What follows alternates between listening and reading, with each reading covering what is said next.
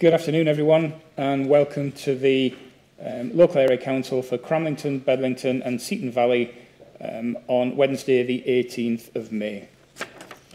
We're going to start today on item 1 of the agenda, which is membership and terms of reference. This item is just a note. You've all had your agendas, and unless there's any questions on that, I'm just happy to move on to item 2. Are we all okay with item 1?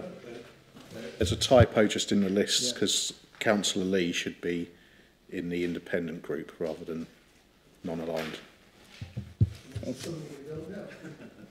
Okay, thank you for that. Can you update that, please, Heather? Great, thank you. Okay, move on to item 2, which is procedure at planning meetings. Now, this will be picked up by the Vice Chair for Planning, Councillor Vilcek. But just to check, just to advise that we are being live streamed through YouTube on Northumberland TV, and members are asked to keep the microphones on mute unless speaking. Okay. So, item 3, apologies for absence. Councillor Ashwell-Shelvin. Thank you. Item 4, minutes of the meeting from Cramlington, Bedlington and Seaton Valley Local Area Council held 22nd of February and 23rd of March as circulated, to be confirmed as a true record. Now, I wasn't in attendance at the last meeting, but Councillor Lee, if you could confirm those and sign those later on as well, if those are correct, please. Are we all okay with the minutes of the last 2 meetings? Thank you. Item 5, disclosure of members' interests. Do we have any disclosures to make which haven't previously been disclosed with regards to the items to be raised on today's meeting? No, I see no hands, nothing being raised. So, in that case, item 6, determination of planning applications. I'll pass over to Councillor Vilcek and she'll pick up on the planning item. Thank you. Thanks, Chair. Okay, so we have one application to consider this month, and as always, for every application, it will be introduced. I'll check that members have had the opportunity to read the application, and then we'll be informed of any updates or changes to the recommendations that are in the report.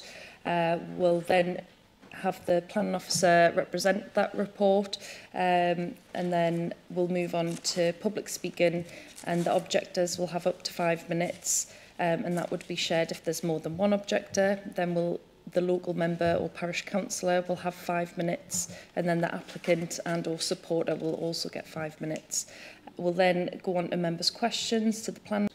Another condition for a crowd management strategy, and this is for highway safety purposes.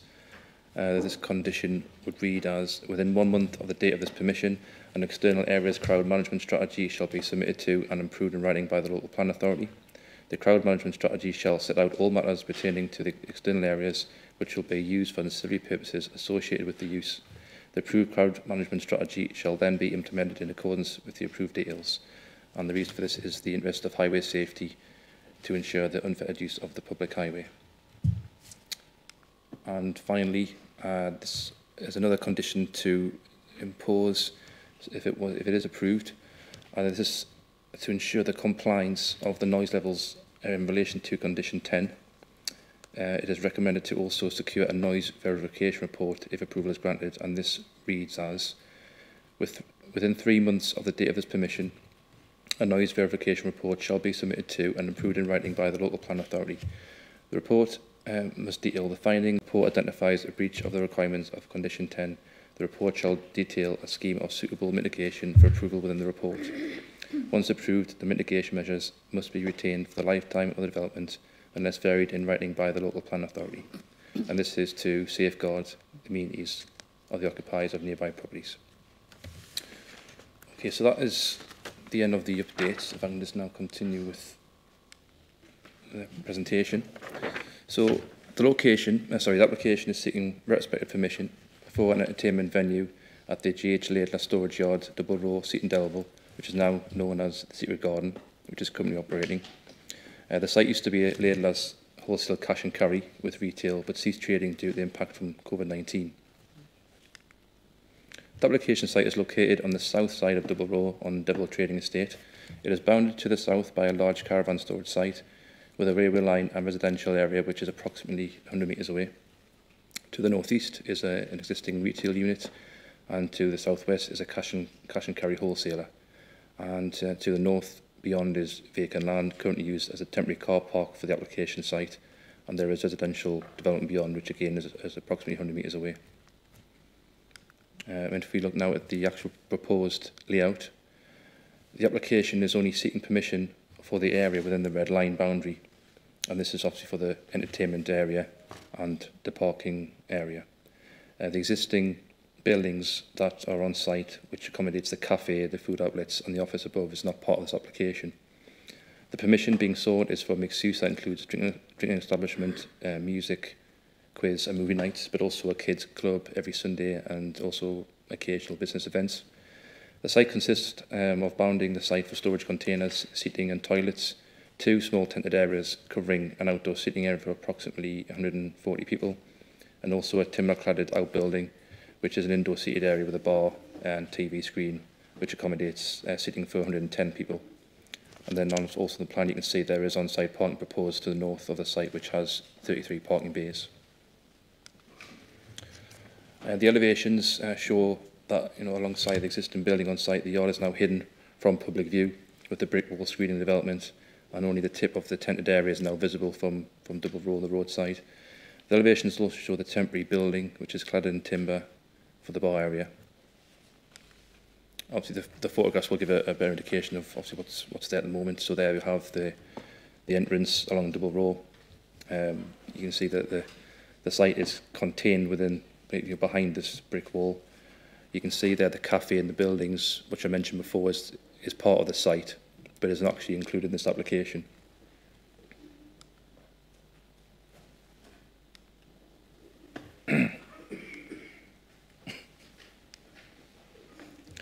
These photos provide a better understanding of within the site, which shows the main outdoor and seating tented area. This shows the clad storage containers, which are used for seating booths. This is the timber-cladded building within the yard, which is used for the indoor sitting area and bar.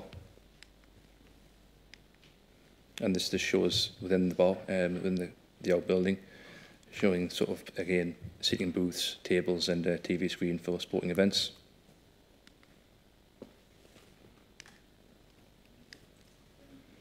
Here's a picture of the sort of southern elevation, another smaller tented and seating area outdoors, which then leads on to the car parking area. And this photograph then shows that the proposed car parking area and also main access gates into the site. So to conclude with the recommendation in the report, it is acknowledged that the new use may conflict with the employment allocation on Double Row, but as highlighted in the report, the local plan does allow additional flexibility for general employment use. The application can demonstrate overriding community and economic benefits, and therefore is recommended for approval, but to a time limit of 2 years. Okay, thank you, Chair. Thank you. Okay, so we'll move on to public speaking now. We've got no objectors present, but we have an elected member, Councillor Jill Henderson of Seaton Valley Community Council. So, Councillor Henderson, in your own time, the timer will start when you start speaking. You can stand or sit, whatever. Good afternoon. Seaton Valley Council object to the proposed development. The principle of the development is in clear conflict with the recently adopted local plan, particularly those policies on protecting allocated employment land and supporting town centres. Reference is made within the application documents and officers report that the applicant considers the existing buildings, which currently accommodate a cafe and food outlets, are permitted development, and that the proposed development is ancillary to this. No lawful development certificate has been granted for these uses. Therefore, the suggestion that the proposed development is ancillary is not a material consideration. The lawful planning use of the site is as a wholesale cash and carry, which falls within the B8 planning use class. No evidence has been provided to demonstrate that the previous reasons for refusal do not remain valid. It is submitted that with the adoption of the local plan, the previous reasons for refusal regarding the loss of employment land and impact on town centres have been strengthened. If the committee grant planning permission for this development, it is believed that this will undermine employment allocations within the newly adopted local plan. The proposed development would result in a main town centre use being located outside a defined town centre boundary and the loss of allocated employment land. Local Plan Policy ECN6 is clear that the purpose of allocating employment land is to support the strategic plan for employment development. It highlights that the southeast of the county offers the opportunity to add significantly to the range and quality of the county's employment offer. This important role should not be dismissed or undermined. It is acknowledged that the Local Plan Policy ECN8 does support employment generating uses on employment land. However, to allow this, specific criteria must be met. The officer's report explained that these criteria have not been met as the development would generate continual access by members of the public who do not work in the employment area. This is a clear policy requirement which, if the application is approved, is being ignored by the Council, setting a dangerous precedent. Local Plan Policy ECN9 provides further criteria which also should be met to support development for other uses on the employment sites. It is suggested in the officer report that the proposed development would deliver significant community and economic benefits. It is submitted that the benefits outlined do not override the need to maintain an allocated employment site within the local plan that has just been adopted. Furthermore, the applicant has referred to the site not being viable for employment uses, yet no further details have been provided. The policies of the local plan would be further undermined by allowing a town centre use outside a defined town centre, contrary to the requirements of policies TCS4 and TCS5 in particular. Seaton Valley Council also have concerns regarding highway safety and amenity. However, it is noted that the highways and public protection teams have no objections to the proposals. Seaton Valley Council urge members of the committee to refuse the application in accordance with the detailed requirements of the newly adopted local plan. This will ensure that our valuable employment areas and town centres are protected and enhanced. Thank you. And we'll have one supporter present, Daniel Miller. So, Daniel, in your own time, the timer will start when you start speaking. Good afternoon. Rather than discuss planning policy concerns or issues relating to the site, and that's been dealt with by the experts at the local authority, I thought I'd give an overview of the site and how I became involved. I purchased the site in July of 2020. It had gone into administration, then liquidation with the loss of 24 jobs. The site had been ran and traded as a retail shop, cash and carry, and all those jobs were lost. The business was in significant debt, and I purchased the site freehold. The current level of employment there is more than double of what it was when it was trading as Ed Laidless and Sons. The units that are there, which we've converted, we evidenced to the local authority with regards to the use as shops where the public could go and buy goods. The cafe was subject to an application to change the elevation to be used as a cafe. The businesses there, all trade is independence. I don't operate or run the food venues myself. We rent them out. Every business that's there is being started up and is operated by a brand new startup. Those businesses have been funded by myself. There's absolutely zero risk to anybody going in. And this is where the fundamentals lie of what we're trying to achieve. The town centres are massively important and not so important to me. I have over 100 sites, a lot of them food related. The government-backed incubators, 0.02% of businesses that have access to an incubator are food-led. That's 2 in every 1,000. And what we're able to do with the businesses that we have, we're able to remove the barriers to entry. We're able to give an opportunity to those who wouldn't have an opportunity before. This is about the social mobility. It's also about equality of opportunity. And these sites are very, very small. The food units are, I don't know, 100 square foot, there or thereabouts. And what we encourage to do is we encourage to use the site as a springboard to the high street. We take people in, we work with them, we support them, we invest in them. They're ready to move forward and the business idea has been established without any risk at all to themselves. We don't take any PGs or personal guarantees from the tenants coming in. There's no bond, there's no security, there's no lease that ties anybody in. This is a risk-free chance and opportunity for those who wouldn't get one before to try their toe and dip their toe into being self-employed. We've migrated a lot of people from small sites into bigger sites on the high street, and I have lots of sites on the high street myself, and it's my intention to use that site to enable the movement through social mobility of those within Blythe itself. The application site is the yard that is adjacent to the buildings that aren't within this application. That yard supports those businesses that are there. There's over 10 new businesses on that site, 10 new businesses employing new staff, and 10 new opportunities for those who haven't had an opportunity before. And as I've said, not one person's made any investment whatsoever other than myself. And I think that what we're looking at here is supporting equality of opportunity. That's fundamentally key. And supporting the social mobility for the people of Blythe, like I've done in other parts of Blythe, and have acquired more sites in Blythe to do exactly the same. And as I've said, that site currently employs double what it's ever employed before, double. So it's 100% increase, and we intend to see that move north. And that's all I've got to say. Thanks very much now. Thank you to all public speakers.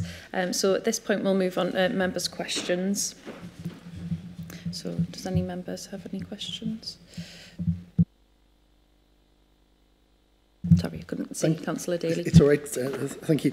There's two questions which relate to one of the new conditions which was shown, and it relates to the noise or acoustic assessment. Can I just clarify, because the wording that was on there would seem to describe to me that somebody other than the council would submit that information to the council. Is that correct? And would we, what I'm effectively asking is, it would have to be an independent, accredited acoustics organisation. That's what I just want assurances, not some random person off the street who would do it. Yeah, Alex, do you want to answer that one? Yeah, public protection. So yes, it would be an independent, competent acoustician who would be employed by the applicant to carry out that work. Thank you. And I've got one other question, if I can, and it relates to page 25 of the report. It's 2.7, and it says an application was refused on site in April 21 for citing the upcycled shipping containers to provide retail and leisure facilities. Subsequent appeal was withdrawn. The reason for refusal was loss of employment land, lack of employment test for the alternative town centre sites, and highway safety. What's changed since then? Well, I suppose since then they've submitted the sequential test, which they hadn't done on the initial application, which went through a search area around not just Seaton Devil but other sort of towns nearby, including, as I mentioned in the report, Blythe Town Centre, which an application was submitted, but it just wasn't available to develop. So that's addressed that issue. In terms of the loss of employment land, I think I've been pretty honest in the report to say that is still an issue, but it's been justified through another policy. So what I would say is that it is an unbalanced kind of recommendation based on admitting that there is some loss of employment land there, but there are other circumstances that override that. And also remember that it is a temporary permission that we're seeking here. It's not going to be permanent. So if there are any concerns, then there could be a way to monitor this and reassess it later on in 2 years' time. If, as I say, if there are, that's the way forward. And it was also the police that recommended a 2-year permission to address, potentially any complaints from antisocial behaviour or indeed noise. So that was the reason why we've kind of changed the stance. And also during COVID, it was kind of a welcome facility to have, for people to socialise during those restrictions. I mean, also they're getting a bit more relaxed now, but we're kind of coming to where we'll try and address the noise issues. So I think that's why we're here now, just to see if it should be extended or there are concerns here. Okay. Any other questions, Councillor Robinson? Thank you, Chair. 3 quick questions. The retrospective nature of this application has no bearing on our decision, has it, tonight? No, I would just assess it as what's in front of us now. Okay, yeah. Thank you. Why is it temporary plan permission? It was because the nature of the actual structures are sort of temporary structures, like the actual storage containers. Similar developments around sort of areas being the same thing, was a temporary permission because they're not fully built structures. Also, we took into consideration, I mentioned before, that there are concerns with noise from objections. Also the loss of employment land. So the thought process was that if there are any concerns, that it could be monitored over the 2 years and reassessed within that time. So there's no permanent permission where, as if there are any concerns with the loss of employment land, then it's not going to be permanent.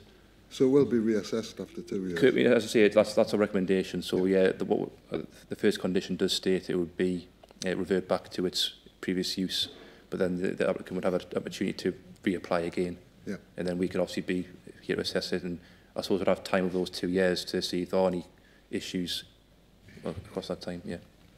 When we did the site visit yesterday, it was obvious there was a number of office units in there. They're within the site, and yet there's no office units on this application. So do they not need permission?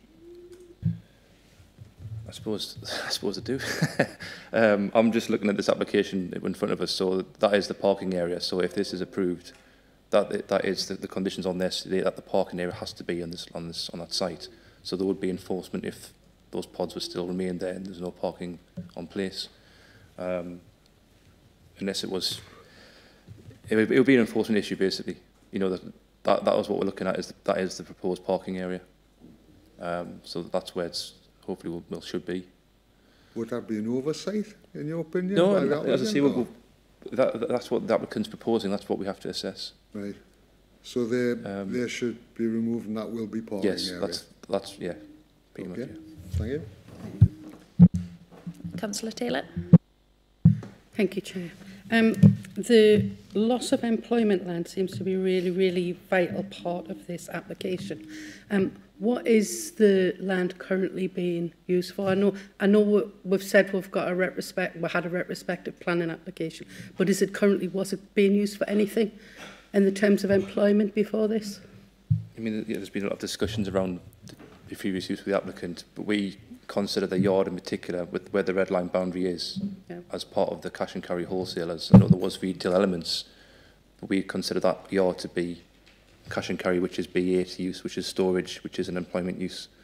So I think if I refer back to that condition 1, it's a temporary permission, and then it would be reverted back to that employment uses of B8, which again is, I think it's storage and distribution. Sorry, can I just follow up on that? But Laidlaws, who had it before, have closed down, so that's, although it's storage, it's actually not being used for any employment. Yeah, so it closed, and then it's been taken over by Mr. Miller. So then, I suppose this is why they're applying to change that use. And yeah. Can I just ask one more thing? Is there anything else in the pipeline for that ground? Do we know anything at all? Not that I'm aware of. But there are grander plans for the neighbouring sites. Obviously, not as part of the discussion. I have mentioned this in my report that as a justification, that is kind of creating a business community hub. So our intention is to create sort of start-up pods for new businesses. I think that's an application maybe coming across the road where the temporary car park is at the moment. So the intention is to create this kind of good environment for people to start the new businesses, and they've got the cafe, and then they've got the now this entertainment venue. So I think it's kind of it's an evolving kind of site in this area. So although we are just looking at the entertainment side of things, it is kind of part of a growing site. Any other members? Councillor Lee. Yes, I was on a site visit yesterday, and however you dress it up, this is a pub. Now, in the pub, you've established a permanent structure with a fixed roof and timber cladding, which in my mind, although you can quite comfortably entertain 160 people in there, what happens when there's a fire? I don't believe that we've seen a report to say that it meets building requirements, and certainly when I've cross-referenced it with licensing, the plan submitted to licensing has extra fire exits to what are there, and I just think it's a concern for so many people, potentially, if something goes wrong. Yeah, I mean, you can correct me if I'm wrong, but the fire issue isn't really a planning matter.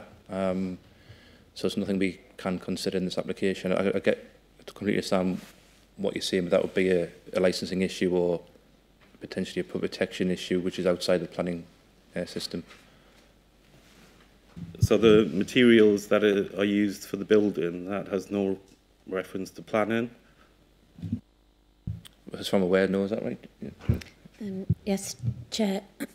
All the issues that you've just raised there are dealt with through separate legislation to planning. So whilst it might not be structurally sound building, which I'm not saying it isn't, because the applicant has assured us he's got everything in place that needs to be in terms of fire risk and building regulations. But even if that wasn't the case, that would be for the applicant to still address. We could actually still grant planning permission for that.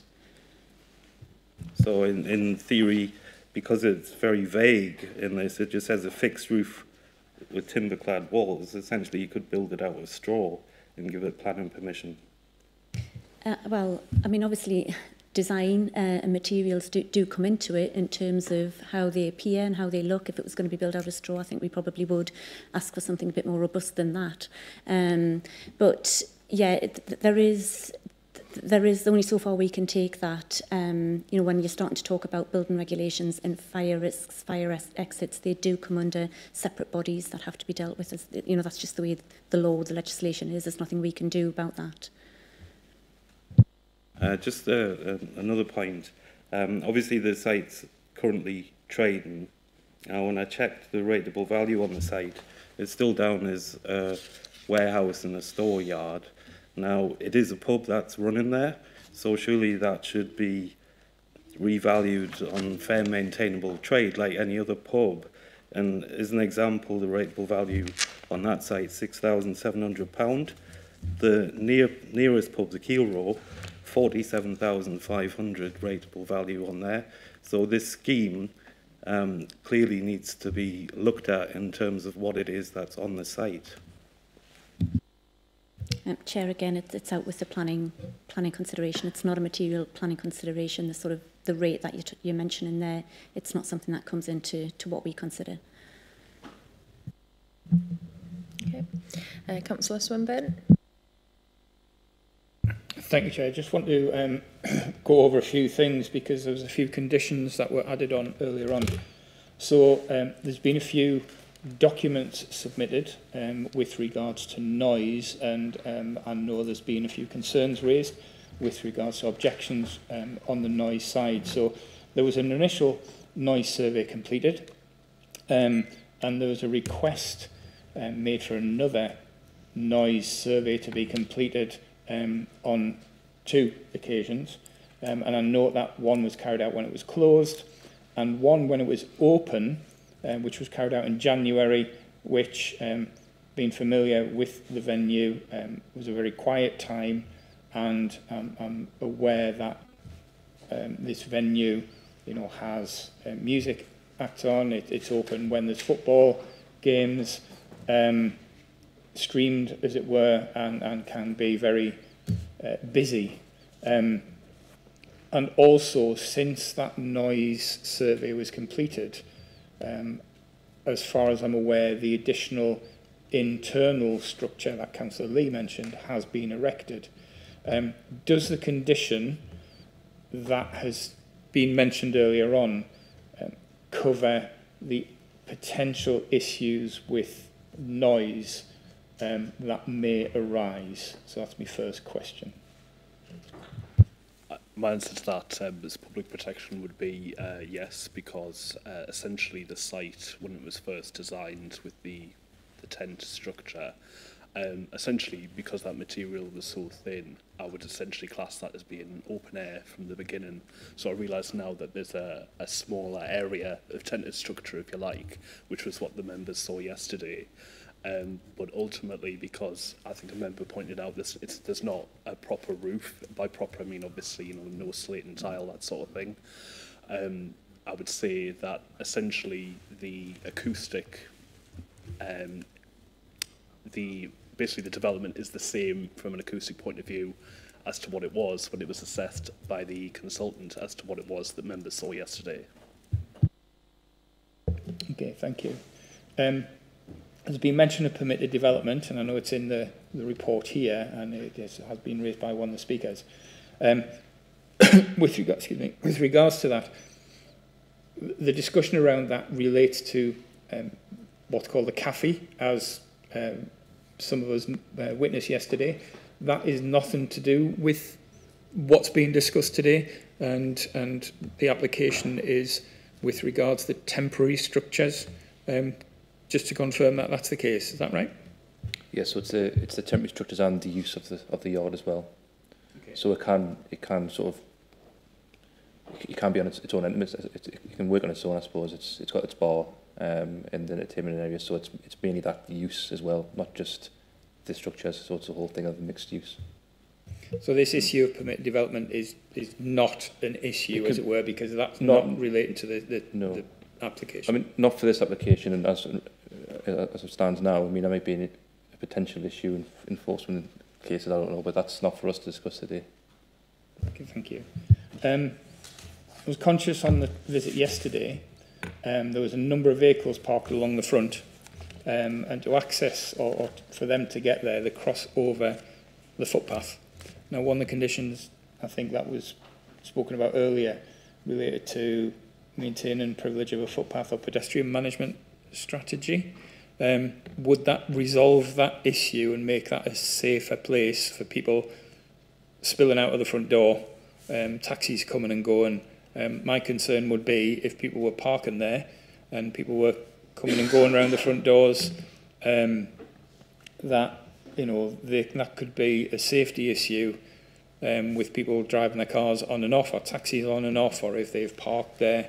So the condition that has been brought to us earlier on will resolve that. Is that correct? Yeah. When I've passed the site across the past few months, if I've noticed that there's bollards there, and normally I don't know if they were just removed for our benefit of our site. I'm not too sure, but that condition will at least ensure that there will be some management in place so that the crowd don't sort of spill onto the highway and cause problems. And also as well, the application is permitting the car parking area, not in that temporary area, but in the actual site itself. And the main gates would then be open. So I would say, when we discussed this with our highways officer, they didn't see too many issues with this site, to be fair. It was, there's more than enough parking on site. And as I say, what we're looking at now is what we're assessing, and that crowd management strategy would provide a bit more comfort that pedestrian-wise there'd be no safety issues. Okay, just one final thing. There's been discussion about it being, I'm going to say, potential change of use. It's not in fitting with what was there beforehand. Has there been any discussion with the businesses around that area and their opinions on what it's being used for at the moment?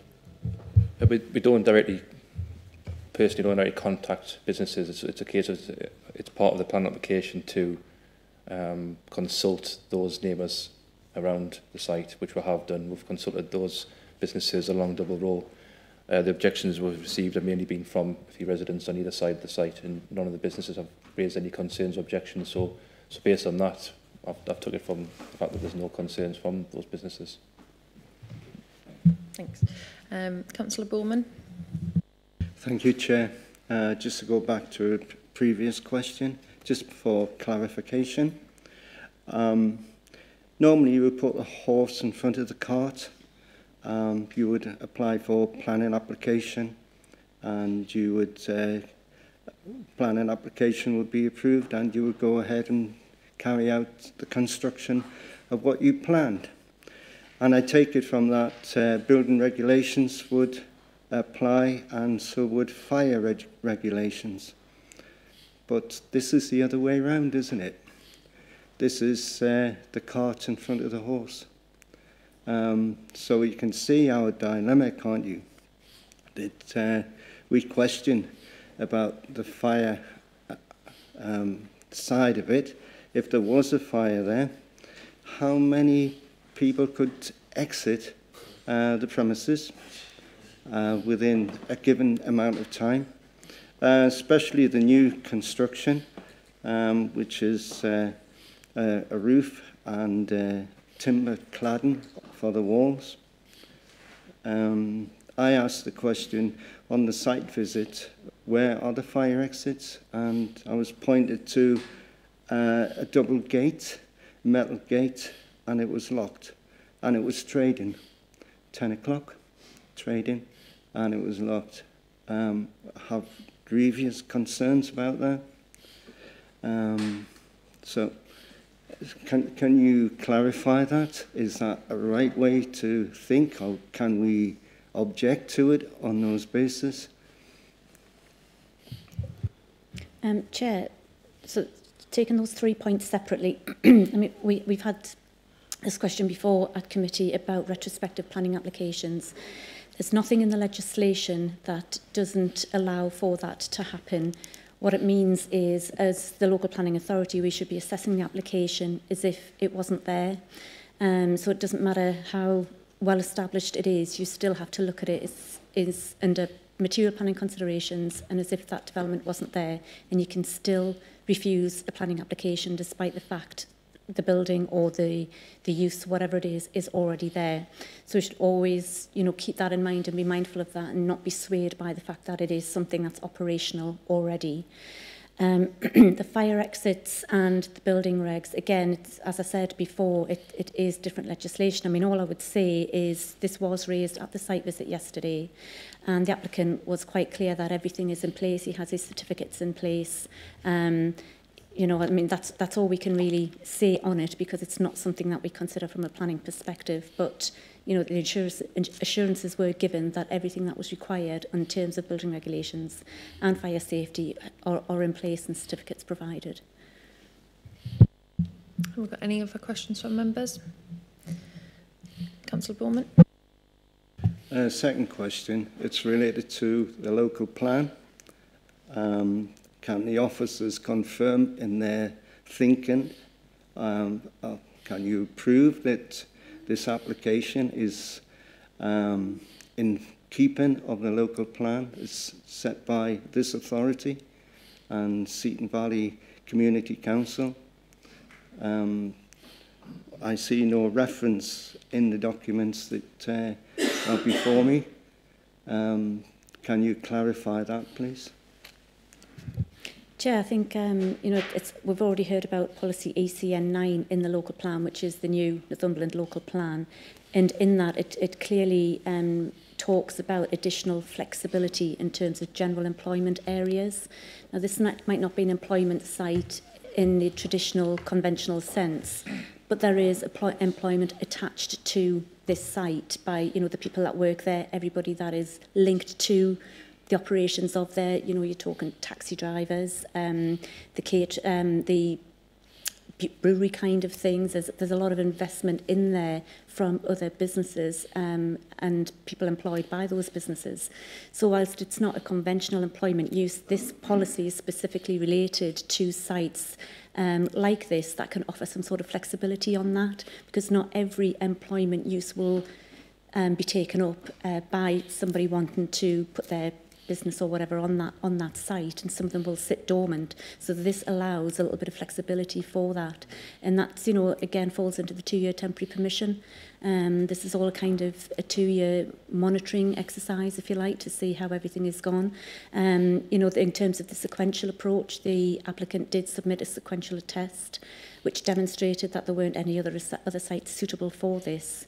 And, you know, it seems like quite a successful operation and business that's happening there at the moment, and it is bringing economy in, and it's keeping people in jobs. So that's what that policy ECN flexible side of things is really geared up for. Thank you. Any other members have any questions? If not... Excuse me, Chair, I'm sorry to interrupt. Oh. It's just I can't get anything.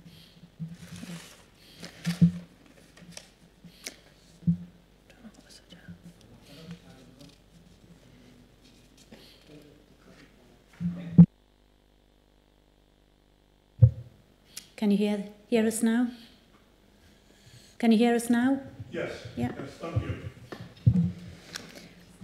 So no other members have any questions, so we'll take a motion from the floor, please. Councillor Robinson. I'd like to propose we accept the application in line and include the conditions and the new conditions as mentioned by the planning officer. And do we have a seconder? Councillor Ferguson. So the motion's been proposed and seconded. Do we have anyone that would like to start the debate? Councillor Daly. Thank you, Chair. So I've been on planning committees for many years, and one of the things which I think is a consistent theme with every planning committee, irrespective of whichever party or none that people come from, is how angry councillors get at retrospective planning applications which come to us almost as a fait accompli. It was going to be refused, so I've done it anyway, and I'll bring it back to you. And by the way, let's just construct a narrative. So I'm a bit torn here, because actually, on the photographs there, I saw lots of things where they've used some innovative use of materials and repurposed things. And yes, it does stimulate a nighttime economy. But I'll tell you where I'm worried, is that yet again, we potentially could be allowing something to happen which would send a green light to anybody who puts an application in, and then they suddenly get whiff it's going to get refused, so they withdraw it, and then they just do it, and then come back to us and say, oh, well, we've spent all this money, and isn't it wonderful? And by the way, use this policy, and suddenly it almost makes a mockery of planning to do this. But I am torn, because if this was coming in front of me as a new application, I would think, wow, that's quite innovative. But it's the process by which this has been arrived which does concern me. So I am still waiting to hear if this debate tips me one way or the other. But I do want to put on record that we should be very aware of the signal that approving something, irrespective of what it is, retrospectively, what signal that sends to any developer, whether it's the huge, house builders or small organisations, the signal that it sends, which is, if you think you're not going to get it, just build it and come back, because they'll let it go through. And I'm still waiting to hear whether this debate is going to clear my mind one way or another. Thank you, Chair. Thanks. Councillor Chicken. Thank you. In hearing everything that's been going on in this room, I can honestly say that I think, from my point of view, that Mr Miller has addressed everything that has been asked of him. The objections that I've heard don't seem to be that of planning at all. In fact, they're of some other nature completely. I think we really need to remember that we are just here to judge planning and nothing else. As Mr Miller has already stated, the business that was there beforehand ran for many a year. It employed 24 people. That was a sad loss to my community, a loss that we really could ill afford. Since Mr Miller has come in and set up this, the site now employs over double that. It is so important for the local economy and for the local people to have jobs, to have money in their pockets and to be able to feed their families, and they do that through employment. Now, this site has plans to go bigger and better, but all in keeping with its surroundings. That is going to provide so many benefits to this area, so many benefits. In terms of town centre and out of town centre, the demographic of the local area is changing.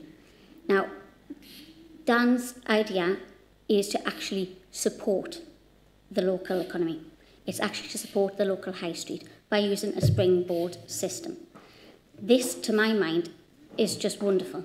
It really is. We've been looking for something like this for such a long time. We've seen high streets almost decimated. We've got somebody that's come in that actually wants to help that. Why would we refuse that? The local people have enjoyed this, yes, retrospectively, it's been a great success. I have residents come to me on a daily basis saying how wonderful it is to have this in the area. It's something new, it's something exciting. They enjoyed the same sort of facility in Newcastle and how proud they were that this was coming to Seaton Delaval. It wasn't in Blythe, it wasn't in Cramlington, no offence. It wasn't in any of the bigger towns. It was here in our village. The people love it, and the issues that they did have early on have been addressed. The other issues that have been put to him that you've asked him to address, I have no doubt that he will go ahead and address them. The fact is, this is going to be assessed in 2 years' time again. So any issues that do arise can be solved. But ultimately, this is a good thing for my village. This is a good thing for our area altogether. And the employment has got to be worth a hell of a lot more. Thank you. Thank you. Councillor Chair, Ferguson. Sorry to interrupt. I was just wondering if it was okay to come back on a point Councillor Daly raised. Yes, that's okay. Just about the retrospective side of things, it was just really, and it was picked up by one of the members earlier on, in paragraph 2.7 of the report, talks about the application that was withdrawn refused last year. And, you know, it's the same thing. This was operational then, but we actually put that forward for refusal. Well, it was refused. And that's because everything wasn't in place that we were asking for. You know, there were still things outstanding that weren't supporting our policies at that time. And on that basis, we did, you know, refuse the application. I mean, obviously, nobody wants to put people out of work as such, but we would have progressed that through the enforcement route had it got to that stage. But, you know, the applicant continued to provide information, which is what we had asked for and what we'd required, and so that subsequent appeal was withdrawn that they'd put forward. So it's just really to add a little bit of clarity around the retrospective side of things. When I said about, you know, you assess them as if they're not there, and that's exactly how we did that one. And, you know, it didn't stack up, if you like, at the time, so we had to refuse it. But, you know, we've moved on from that. Thank you, Chair. Thank you. Councillor Ferguson. Thank you, Chair. It was just in response again what Councillor Daly had said about the retrospective planning commission, and I totally agree with where he's coming from, in that if we keep approving retrospective planning applications, then everyone thinks that if they get refused, they can go on and do stuff and then come back and get it sorted. Unfortunately, I think we're put in that position by the planning legislation, and it's not really something we can consider against a single planning application. It's something that people are being able to exploit. And it is what it is, and it's not really for consideration for this application. I think we've got a recommendation in front of us. We've got a list of points attached that has been quite clearly a well thought through and well done and thorough report from the officers. And I just think we need to accept their expertise on this, then approve this and move on, because the details in the report, and we don't need to go any further than that. Thank you. Would anyone else? Councillor Flux. Yeah, thank you, Chair. My mind's gone several different directions on this one, I have to say. Part of me, I still probably don't know how I'm going to vote, actually, even after all of this, but this is something very much on trend, isn't it? You know, we've seen the one which just shut down in Newcastle. There's one in Seaburn, I think in Sunderland, and I think there's been some at Gateshead Quays. And it, you know, it's the hip thing. It's the thing people want to do at the moment. You know, it's great. My concern in all of this is industrial estates and industrial areas. I've got a massive industrial estate in my ward, and it seems to be changing from industrial estate to leisure destination. Now, whether that's a good thing or a bad thing, that's probably in the eye of any beholder. But my concern that I've got all the way through this is this the right location for it? I'm not 100% convinced it is. There are concerns to me about parking. There's concerns to me about people driving there. I think people would want to get there on public transport or on taxis and things like that. So that's my concerns about it. But to me, there are issues where people seem to like this. It seems to be doing it well for the economy. So I'm still going to listen before I come to how I'm going to vote. Councillor Dunbar. Thank you, Chair. I share Councillor Daly and Councillor Ferguson's concerns about retrospective applications. As we've been told through planning training, as it were, we treat every application, even if it's retrospective, as a new application. And as Councillor Daly said, if someone was to come to us with this and with this idea, you know, if someone came to us in Cramlington and said, I've got this idea, it's going to allow startups, etc., we jump at the chance. With regards to retrospective aspect, we definitely need to make sure we're sending out the right signals, but I do recall not too long ago an retrospective application at this committee where we deferred it and we gave the applicant some time to make adjustments because it did not meet with the planning regulations. And despite allowing that period of time, the applicant did not make contact, did not meet with the requirements, and ultimately when it returned to this, it was refused despite being retrospective. So I think that I'm happy that that sends out the right message that you're not going to get away with it. It is just a, you know, it's not something to get around. You know, you need to follow the process, and it's not a get-out clause by doing it retrospectively. There was a number of concerns that I had from the report and from the visit yesterday, and I thank both members for showing up and for the applicant for allowing us the time to go around yesterday. But the conditions that have been attached, the additional conditions, seem to have met the concerns that I had. But as I say, if this was to come as a new application, I think it might, you know, have a different viewpoint on it. We've seen through previous discussions on other applications where questions have been asked about building control, etc., etc., and it's the same response. It is not part of a planning decision. It's part of building control. It's totally separate, and it's not part of the decision that we need to make. So that's my thoughts on it at this present time. Thank you. Councillor Chicken. Thank you. I'd just like to come back in on some of the issues that have been raised there regarding the change of status. So, I know it was originally earmarked as industrial, but Harry Laidler has operated for decades as retail. There's a butcher's shop, that's retail. There's a cash and carry, that's retail. There's a carpet shop, that's retail. The whole area is changing. It has effectively been gentrified, and a lot of that has to do with the housing estates that have been built, as said, was it 100 metres away? You know, yes, it is changing, but it's been changing for decades.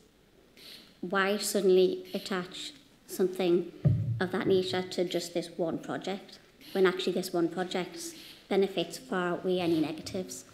It has been changing for some time already, and like I say, there are already many existing retail spaces there as it is, and they have been operating, some of which for decades, others for just a good number of years. Thank you. Councillor Ferguson. Yeah, thank you, Chair. It was just on a couple of points that Councillor Flux raised. So first of all, obviously about industrial estates and turning them into leisure venues.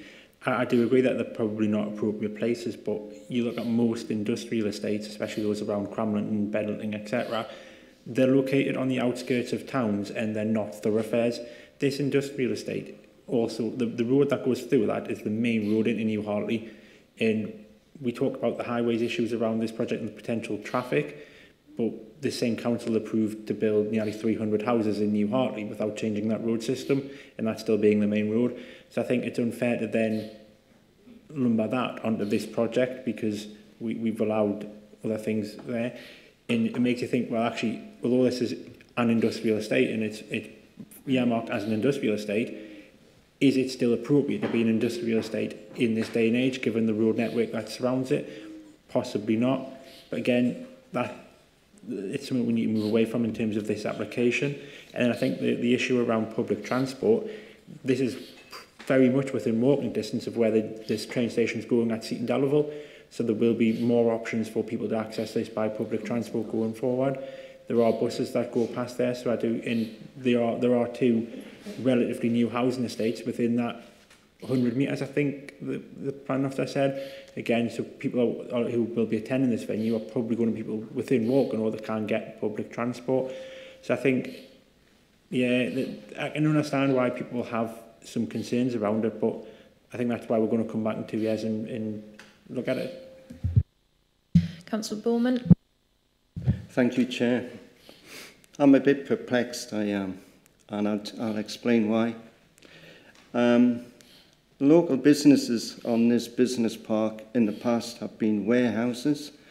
They have been selling to the wholesale, as it were, and a sideline, they opened retail for the benefit of the local people. I think that's where there is confusion. Now, this is completely different. It is a licensed it's a public house in a sense, and it is for live music.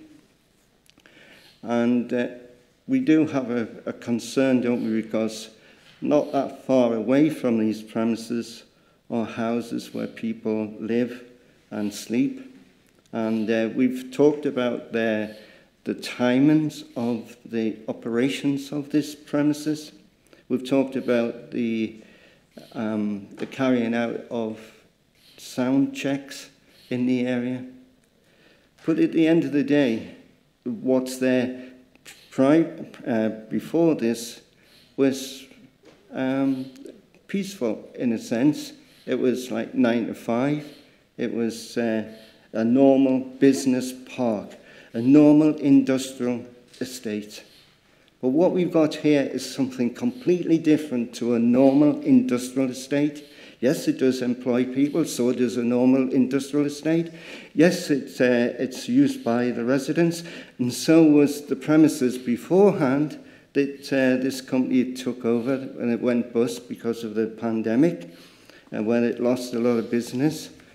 But the problem here is we're not talking about the numbers of employment. We're talking about a business in the wrong place in basically the wrong locality, out of town, causing traffic problems because this main road that cuts through this business park is the access road, is one of 2 access roads to a village called New Hartley, which is 700 houses plus.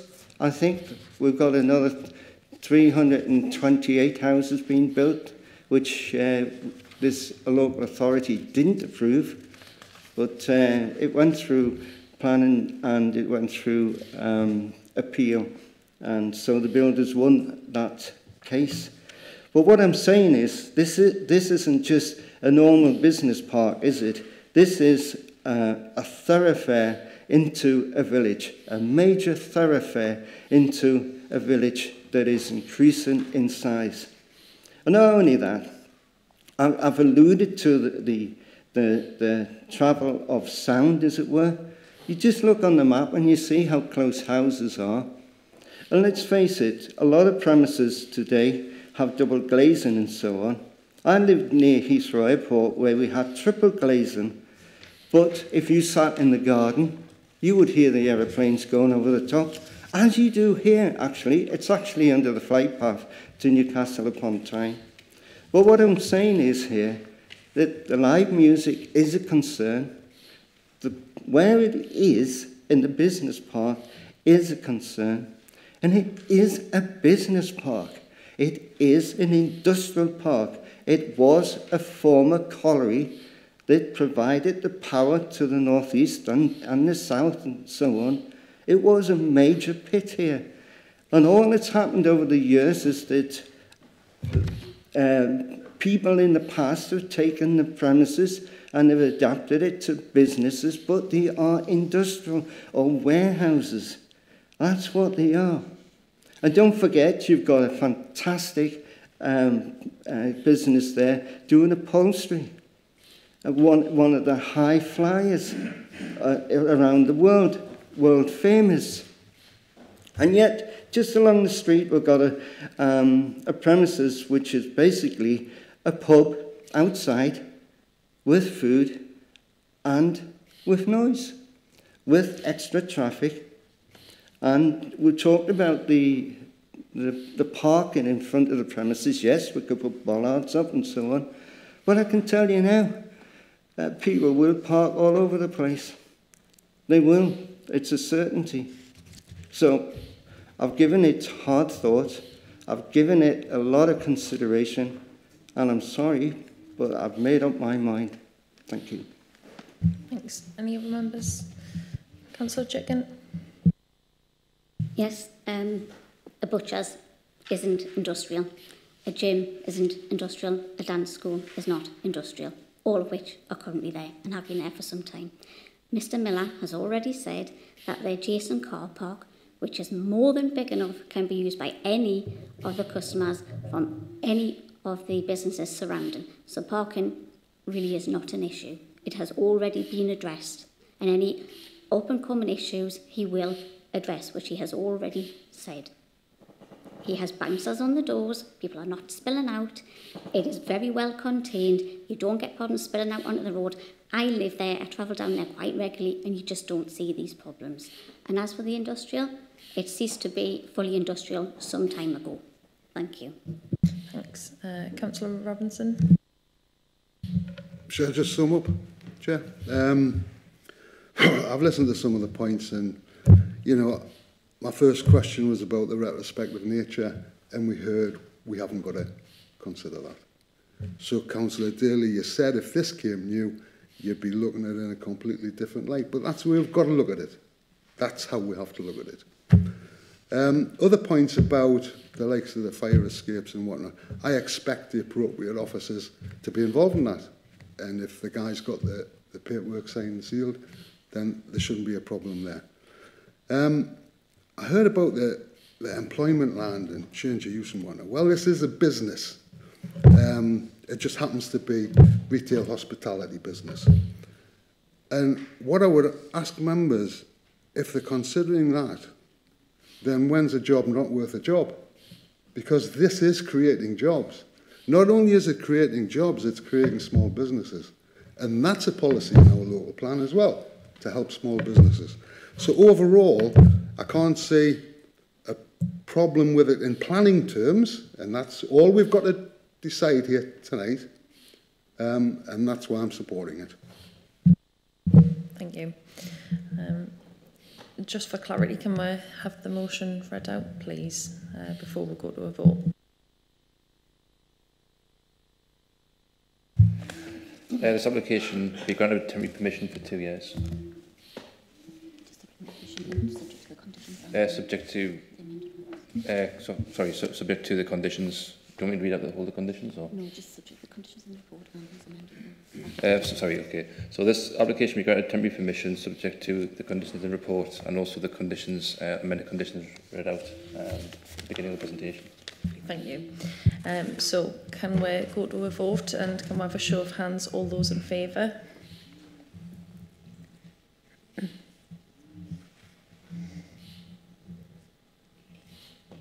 Okay. And anyone against?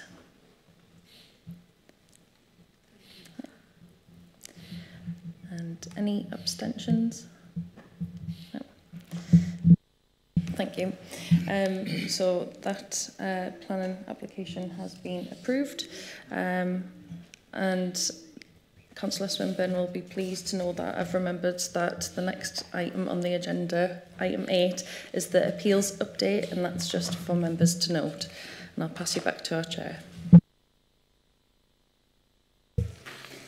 Thank you, Councillor Vilchek. Do you want to just take a small break while the planning members, planning officers vacate, unless they want to stay for the rest of the meeting, which isn't normally the case.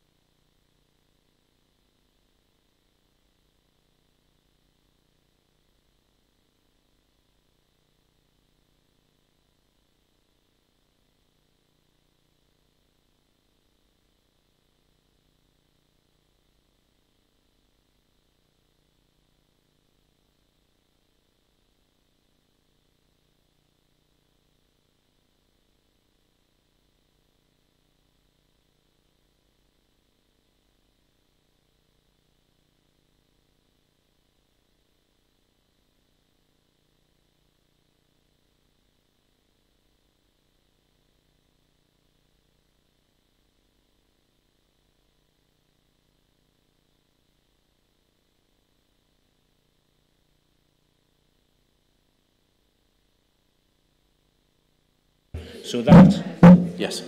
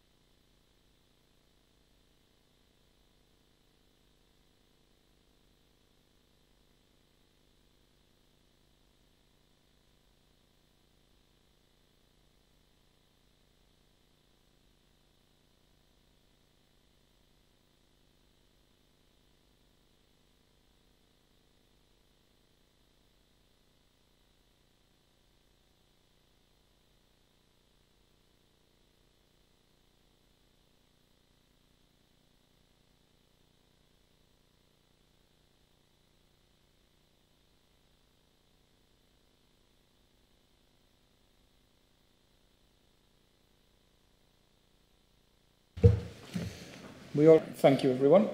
So we'll continue with item 9, which is public question time. Do we have any previously submitted questions, Hannah? No? No questions previously. Okay, so questions from the public from the floor.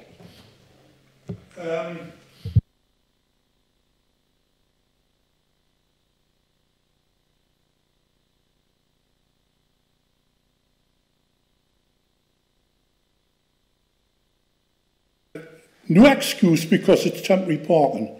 You should, by rights, have a drop curb for disabled people where there's disabled car parking.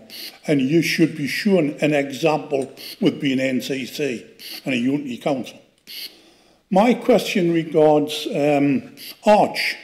I believe one of the reports is in from the police and it's not going to be divulged to the public. Why not? Firms don't need to be associated or named, but the public should know about this because there's a lot of stigma hanging in the air over this, whether it be alleged or not, I don't know, but it's paid for by taxpayers' money. The taxpayers should have the contents of the report. Right, can I just ask for the record, can I ask your name and where you're from, please? Oh yes, Darth Vader, Star Wars. I do the Darth Vader bit with the breathing apparatus. Keith Dalton from Bedlington. Okay, thank you very much, Keith. Honestly, I need to ask you if you can give us a bit more information about the report that you're on about. Well, there is a report from the police on Arch, which took some time to finalise, so I'm led to believe. But it's a forensic report. Is that the correct terminology? What I'm after is, if the report is with NCC, why isn't it being addressed to the public? The public are interested in what went on in the past, especially with Arch, because there's a lot of detriment, or supposedly a lot of detriment that went on. So that's allegedly. Well, Keith, that's not a question that I can provide an answer for because I don't have the information, but I can pass that back and see if someone can get the answer for you and write out to you. Because I don't have that information. I'm not aware of the report that you're on about, but, excuse me, but I'll see if I can get someone to write out to you with the information.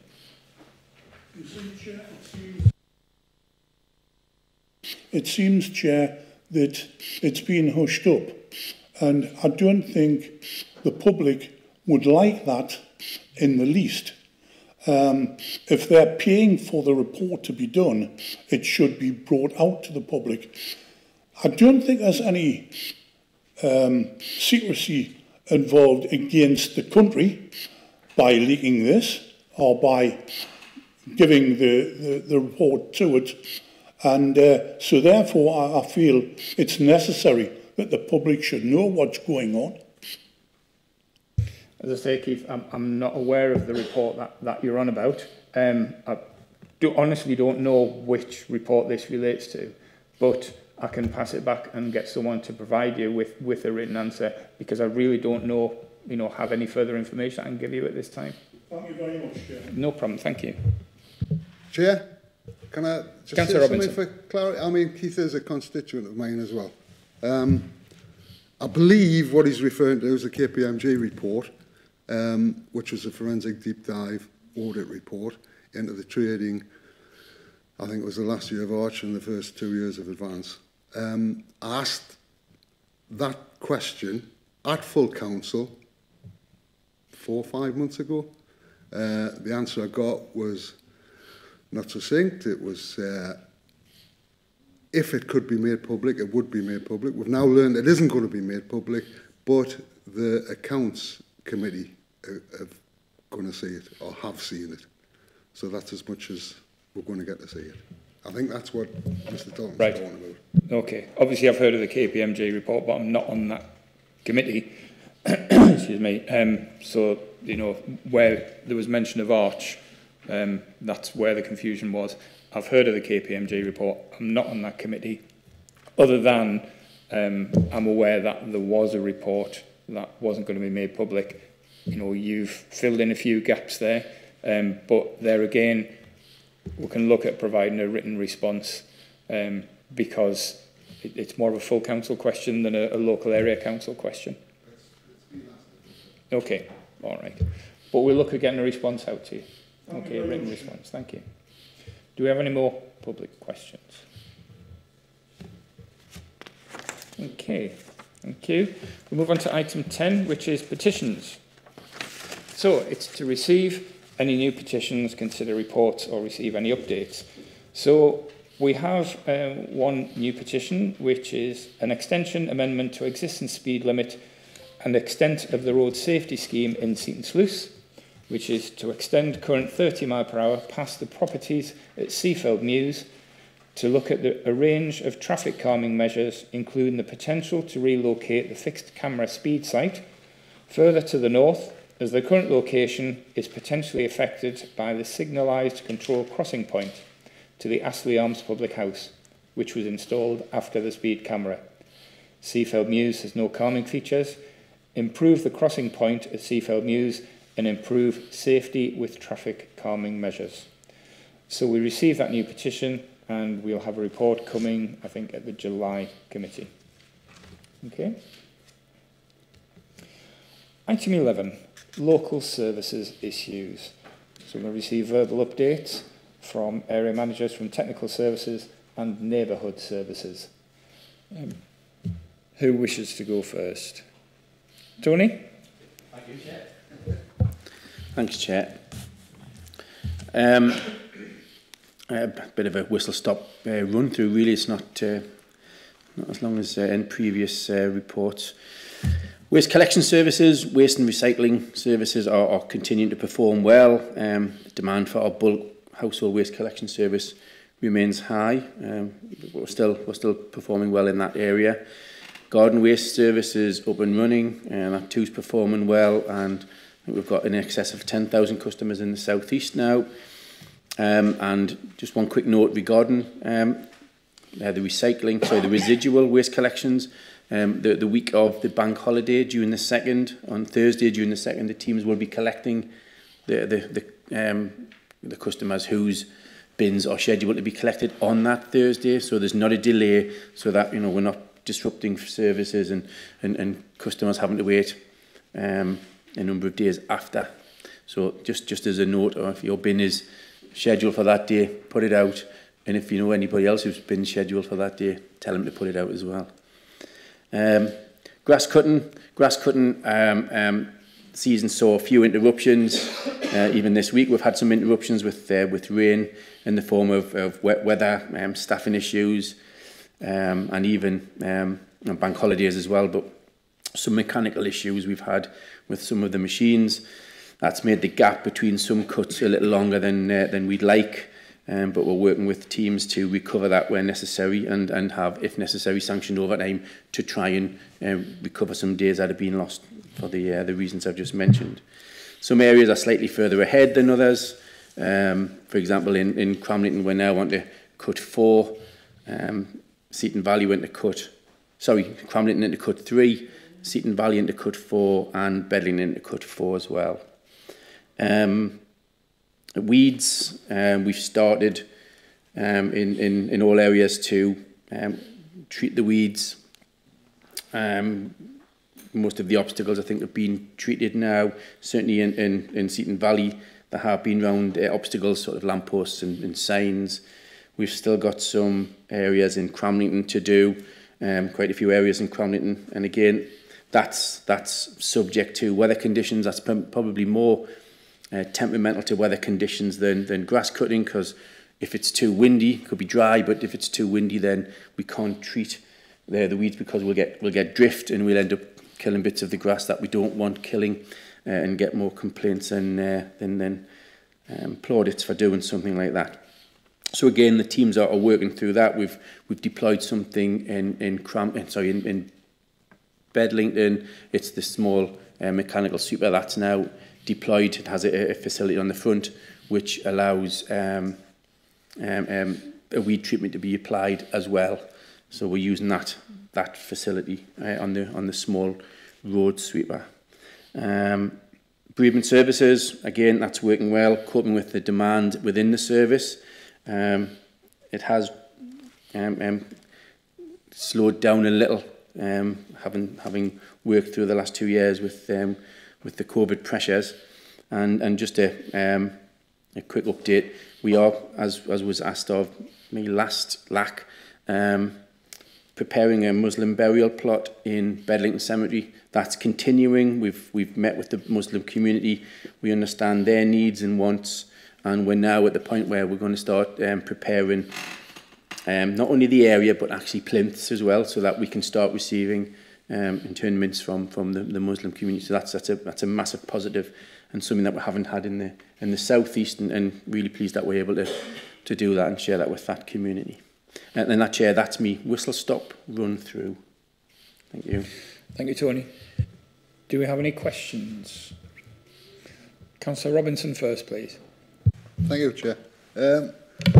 First of all, Tony, I hope you haven't forgotten our little meeting that we're going to have tomorrow. Friday's good. Yeah, Johnny. Well, wonky roundabout actually was another question. Yeah, that's still up there. I had somebody on about you've emptied the bins early this week. Now, I don't know if that's because another road's been closed or what, but obviously there's a problem because, you know, with the best will in the world, even people getting up and out early for work, they've missed the bins. Is this just a one-off?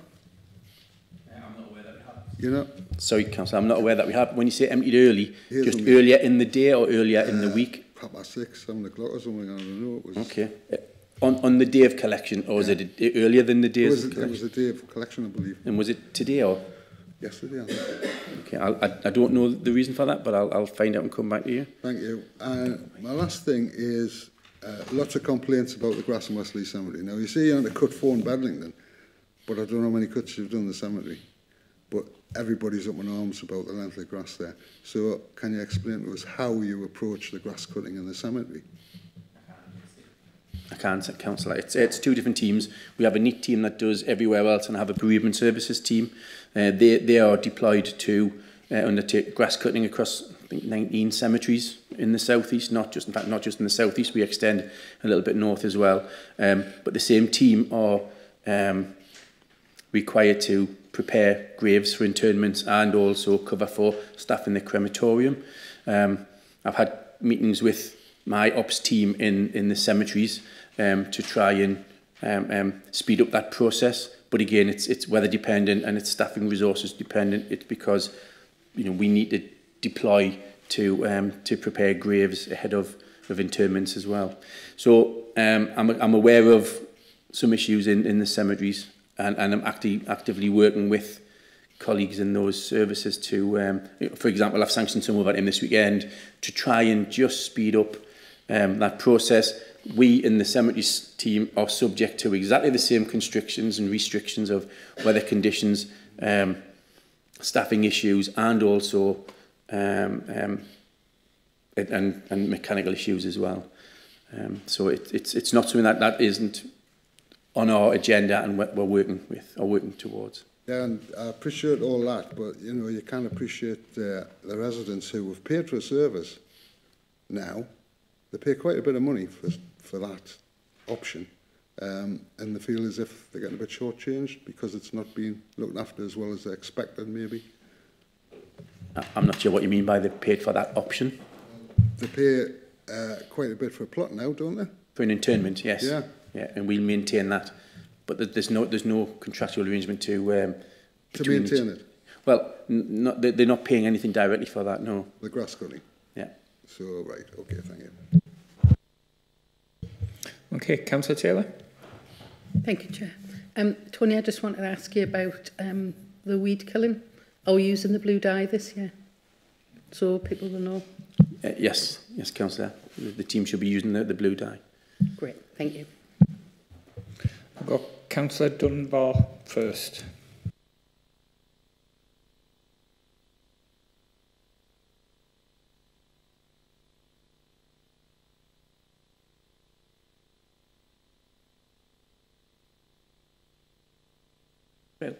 What I want to know, oh sorry, I haven't got that on, sorry, you turned it off, sorry.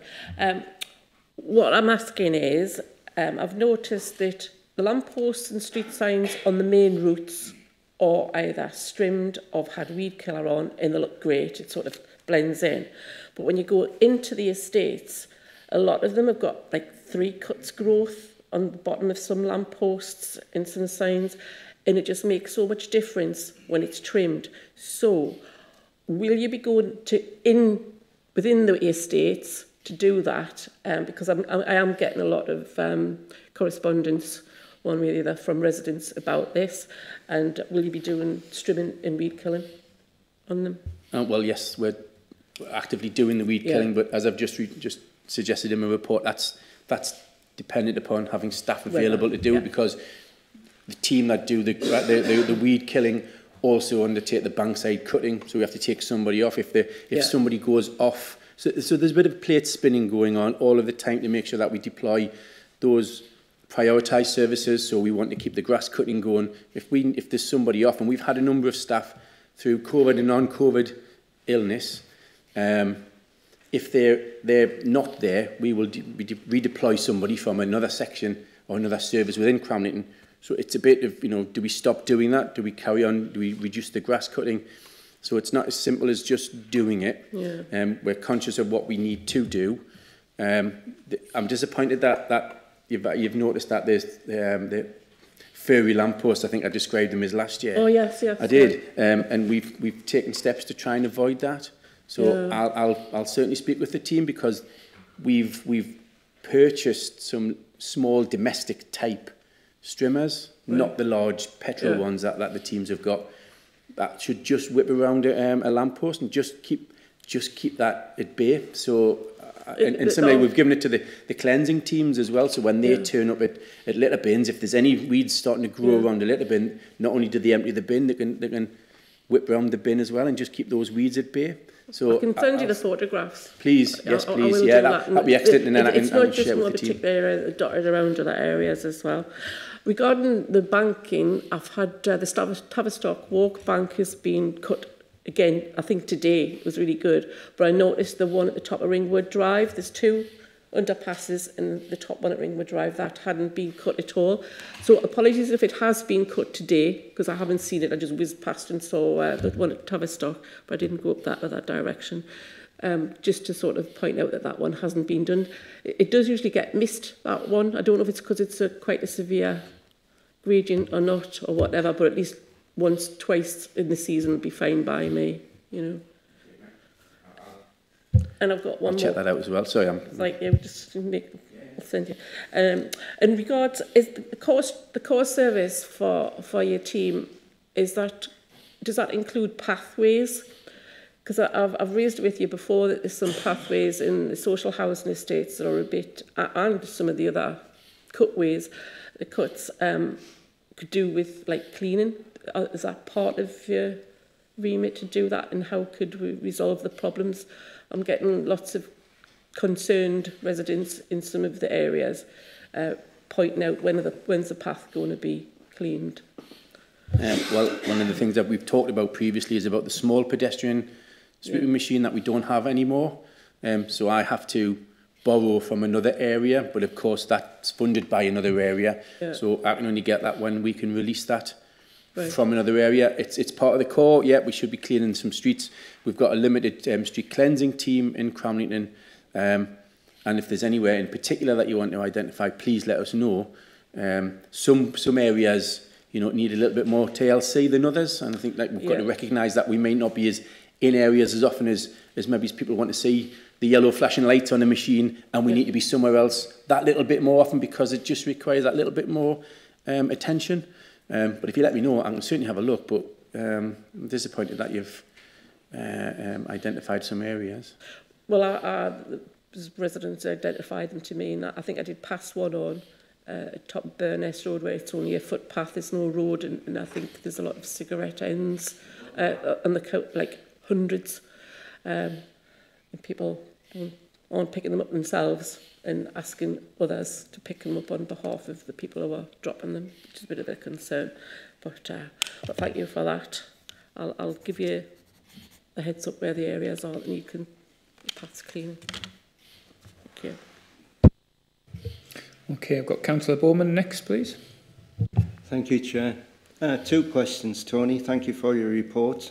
Very encouraging. The increase of, I would say it's a type of fly tipping. It's green fly tipping, actually.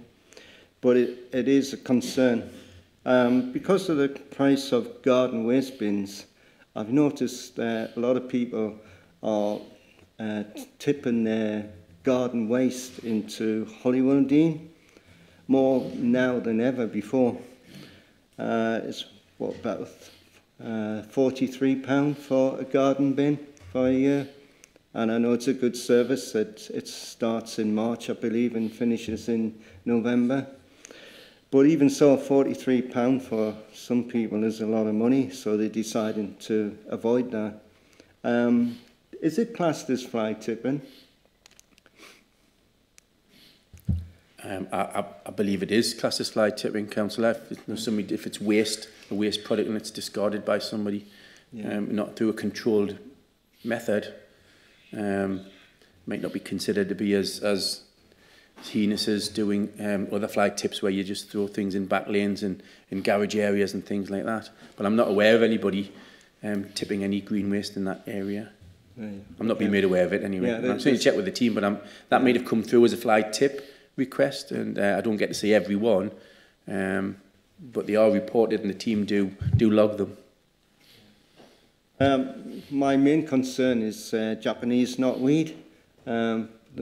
Well, that can be on the increase. If it's in somebody's garden and you tip it on an ancient woodland, well, obviously it's going to grow there, isn't it? And it's very prolific, and it's anyway, it's a concern of mine. The other thing is, it looks unsightly, but can you explain to me why it's done? When you do weed killing, you do the edges of a grass along the path, and it goes brown. Why do you do that? Well, we should be doing the edge. It may be where there is weeds onto a path, and there's the junctions on paths.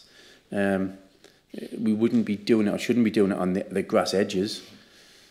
And I'm not really sure what you're referring to. Yeah, it's all over the place. Yeah, it just looks unsightly. It's never been done before. I don't know why it's turned up this year. Maybe it's just a member of staff who likes weed spraying. I don't know.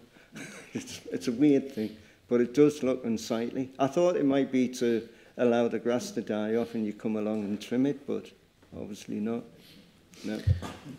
The edging programme is a winter maintenance programme, Councillor, so that wouldn't really be. We've got to focus on the services that we have to focus on in the this part of the grass cutting period and the weed treatment period. So if you give us some areas, I'll certainly have the team have a look at it, and if it's requiring some sort of retraining or we need to have to re-instruct some of the team. But we don't just let anybody do that. Everybody has to go through a training course to ensure that the right quantities and the right dilution ratios are met. You know, it isn't just a question of anybody going on it. The staff who are doing it are highly experienced at doing that. So it's unusual. But if you can give us some specific areas, we'll certainly have a look, and then we can track back on our records to see which member of the team did that. Okay, Councillor Daly, please. Thank you. Thank you, Chair, for that. So I've got a couple of questions. Tony, when you did your presentation there, I think you mentioned that Bedlington's got a sweeper. I was just wondering if it's permanent. I'm finished yet. You haven't heard me. I was just wondering if that was a permanent placement and why they've got one. Well, it's not a permanent placement in just Bedlington. It's a shared resource to Bedlington and Ashington. We've got one in Cramlington as well, but the one I'm referring to, we used to have two in Cramlington. One was a much smaller, it's called a HACO, really, really small pedestrian one, articulated thing. We don't have one of those anymore, and that's what I'm referring to, borrowing the one from another area, which is Seaton Valley. But we're only able to do that when it's not being deployed on the area that Seaton Valley uses. So maybe it's on a Friday afternoon or over the weekend. So we do have one in Cramlington. Right, okay. And it was just with reference to what Councillor Dunbar had said. The other thing as well, which I'm interested in is, and again, from your presentation, you alluded to some what are called staffing issues and some mechanical issues, which, you know, things like this happen. But it goes back to the number of cuts in Cramlington. So based on the core service, unless my maths is wrong, I think we should be getting a cut every 10 days approximately in Cramlington. Now, I know in my area that the cut has been over around 2.5 weeks, possibly moving into 3 weeks. And I think for us as elected members, if we don't know why things aren't being done, we just end up with a whole load of, you know, we're paying a huge amount of council tax and we're not getting it done and this, that and the other. So I think there's something around communication through to members to explain why things aren't being cut. And presumably, if there's operational or staffing issues, has that been resolved? And when will we do the catch-up? And I think the other thing from that is around, which was very helpful, you've sent an email to some members with cutting lists on, and that's great, because that allows us, when we start getting the grass is a couple of inches long, we know that there's something coming up in a few days.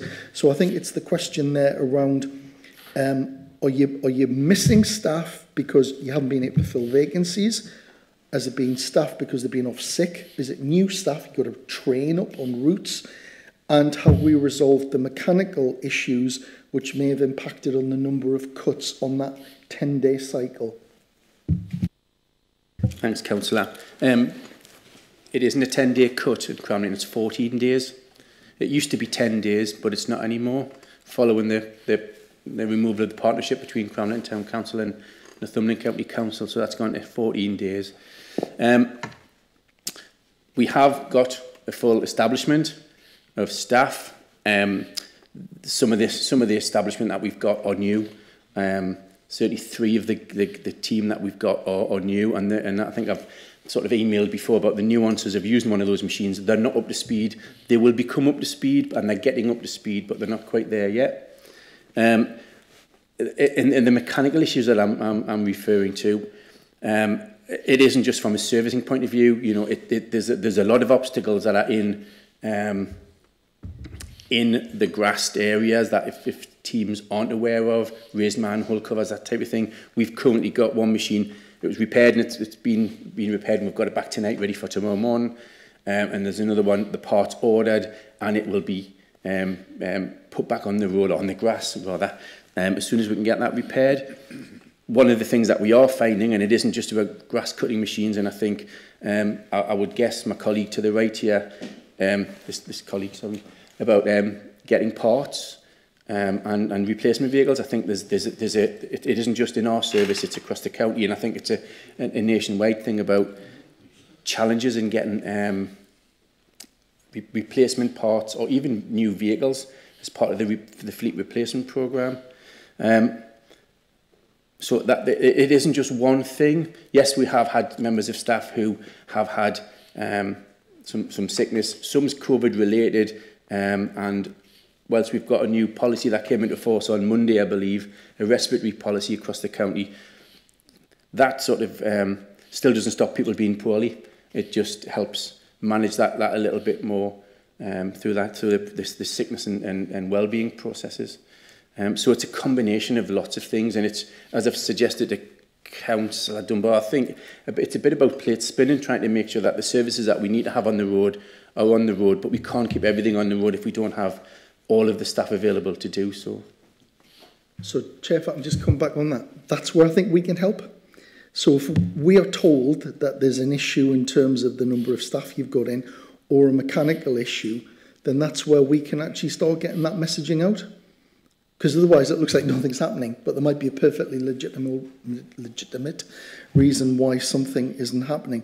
And the final question is just clarity for me, because I've had a number of emails, some of which I've shared with you, around what appears to be something, and I hadn't noticed it before, a focus and a priority on arterial routes.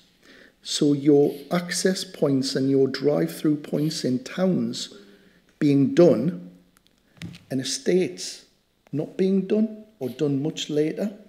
So you end up with anomalies of Durham Road, Northumbrian Road in Cramlington, where it's been cut really, really well, and then you end up with literally a line where the grass, you can actually see the difference.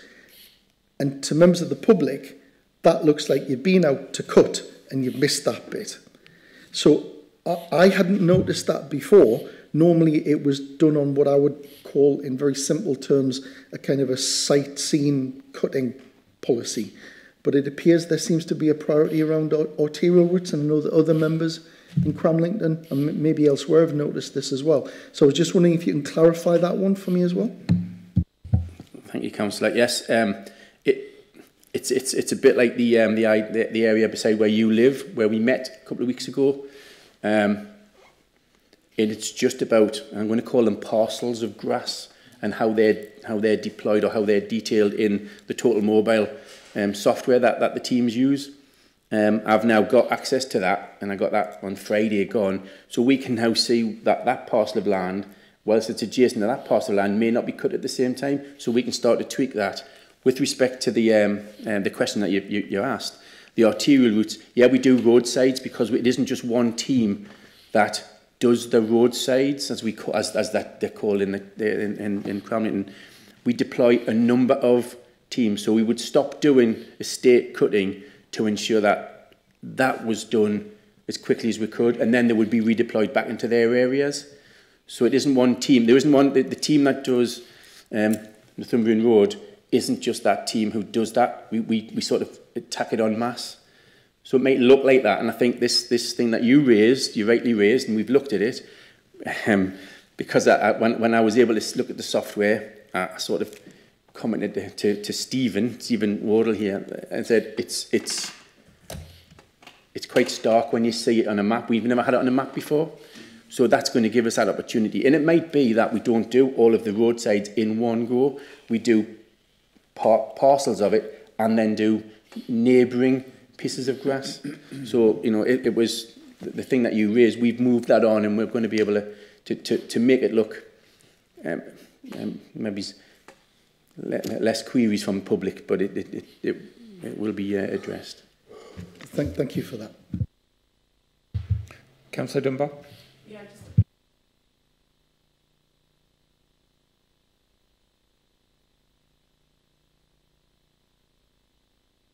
road, when you, oh sorry, I keep forgetting that. When you do Northumbrian Road, I've got estates that come off this, like, you know, and what's happening is you're cutting the main routes, like you do, your roadsides, and then it's like a week and a half. The insides are done. So when it comes back round to getting the main roads done again, you've got long grass. And then to throw in the mix, I know we've got a town council operative here, manager, but town council do round the estate signs that I've got in, the new ones, you know. So I've got 3 different levels of grass. And then, if you think about the big roundabout, which gets done in a different route, I've got 4 different levels of grass. And to be honest, it looks ridiculous. So if we could all just sort of work together and get our heads together, in certain areas, when you're standing in one place, you can just see 4 different levels of grass and different levels of dandelions, yellow heads, or the seed heads, because they all keep growing. And I think if you just took a time to have a look, you'd understand, you know, so this would be a good one. But anyway, I received a message earlier. I've just seen it. Praise where praise is due. This guy is doing a great job cutting the grass in Eastfield Glade, taking his time, strimming around signposts, trees and blowing the grass off the pavements. Is that true? And she sent a picture who the operative is. So I'll show you it and then you can thank him and thank him from me. Thank you. Thank you. I'm just pleased you didn't say that was written by Mrs. Gribben, that was all. Thank you. No, actually it wasn't. It's one of the ladies who do a lot of the planting under our little signs and everything, and they take a big pride in the area. And every time there's a bit of a dodgy cut, they're really letting you know within seconds of it happening. So she's got back and she was a complaint, but today is fantastic. She did a really praise. Just to clarify one point, you've said that, you know, the sort of the arterial routes are done. They're all done. The arterial routes and then the estates are done, and then we do the arterial routes in the estates again. There isn't a differential in times between them. It might look different. No, it's just by the time it's when that, and that's what Councillor Daly was sort of picking up. You come back a week and a half later, and obviously grass grows. And once it all burns out, if we get a lovely hot summer, it'll be great because everything will just be the same length. But until then, we just need to coordinate. Thank you. Okay, do we have any more questions from the floor? Councillor Lee? Just quickly back to weeds and the lovely mechanical sweeper. Is it possible, if it can be deployed around Klondike, just the paved areas, Hasten Street, Percy Street, Story Street, around there, and also on Mayfield Glade, especially around Tyndale Avenue where there's large paved areas? It would be much appreciated. Thanks, Councillor. Just to, again, share with you the machine that we use, the weed ripping machine. I think we met and had a look at just around Lancaster. That's on the front of a ride-on grass cutter. You take the grass cutting deck off and then you put the weed ripping mechanism on the front. So we will be using the grass cutting the mechanisms when we can go grass cutting. For example, on Monday it was raining. Everything was just washed out on Monday. The team went strimming and they went, but they also attached that on, and then they were able to go to different places. So it's not something that's running simultaneously. It's sort of an either or, because we have two bits of ancillary equipment attached to one vehicle, really. Councillor Flux? Yeah, the risk of this becoming a bidding war. Beacon Hill Grange, you will know the walk routes around there. It's one of these estates built in the 1970s with very strange walk routes. Not, you know, we used to do it better in Victorian times. It was just a straight street going up and down, like Coronation Street, wasn't it? But now it's just, you know, in the 70s they built some very strange ideas in terms of architecture. But I've got big flagstones, very like the T's in Mayfield, and that area does need attention. The weeds are getting out of control in parts of that area, and they do need to be sorted.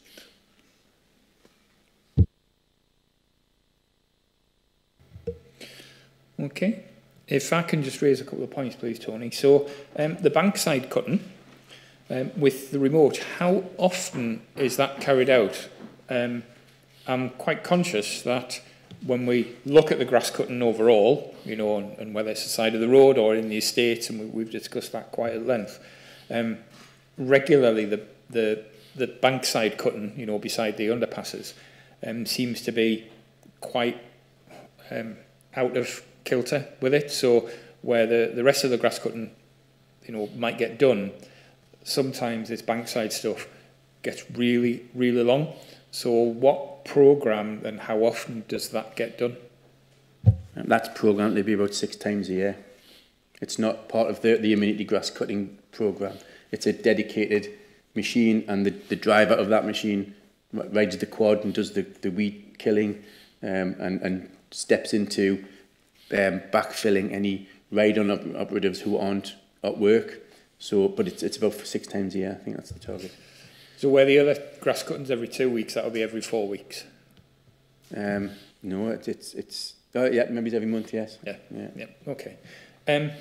But again, that's again weather dependent and staffing is the target might be that, but whether we're doing that is not necessarily the case. With example, the 14 days for the grass cutting, that's the target, but we've slipped slightly because of the weather and staffing and bank holidays.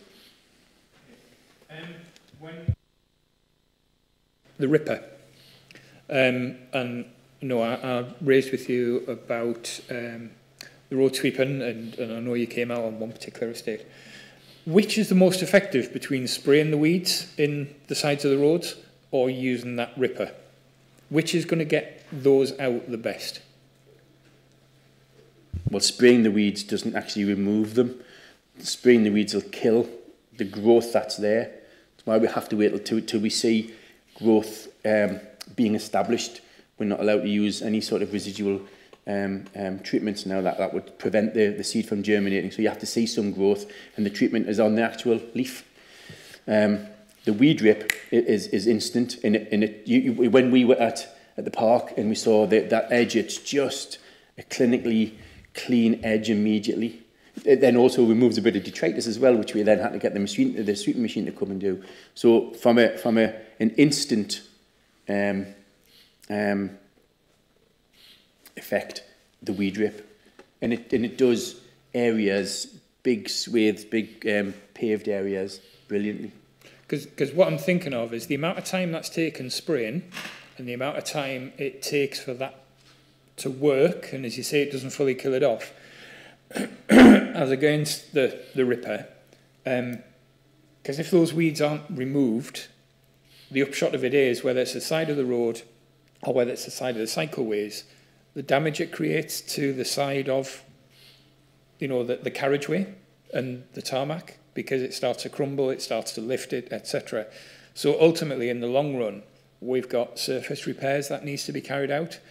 If we've got, the seeds or the bits of roots at the side, which then grow again, and so on and so on, are we not better looking at a more, I'm going to say a long-term investment, but a short-term investment in addressing that in more areas with the Ripper, wherever possible, rather than spending loads of time at the side of the road and the side of the cycleway, spraying it, waiting for it to die off, only for it to grow back and start to break up the surfaces again. And maybe you and your colleague to the right, is something that, we need to look at, because in the long term, it's going to save us a lot more money by tackling it properly than just drifting past or riding past with the sprayer, knowing that eventually it'll die off and it'll come back and we've got that damage again. Yeah. Is that not a better way of dealing with this issue? Yes, is the short answer, Councillor. But we only identified that machine last year, and we were able to. We got permission off the director to go and get some, and get two for Cramlington, and then we've got some for other areas now. I've already had a conversation with Stephen regarding the fleet replacement programme, and the art of the possible of when we receive a new ride-on grass cutting machine. What's the opportunity of not necessarily handing the other one back or doing something creative so we can put the weed rip on it permanently? So yes, I've raised that as a potential to try and do something. That's not going to be enough if we were to do that, but it's something that we're thinking of to try and progress the weed treatment, because you're right, we'll do this and then they'll need to be removed, and then there'll be new growth, and we'll have to apply it a second time and a third time if it hasn't quite taken. So if we can try and reduce that workload and go to some more mechanical means, that'd be fantastic. But it was quite I don't think it was a new product, and I'm disappointed in myself that I didn't know it was on the market or out there. But once we were able to find it, and then I'll present it to Stephen and then to the director, it was a just go and get, which is what we've done.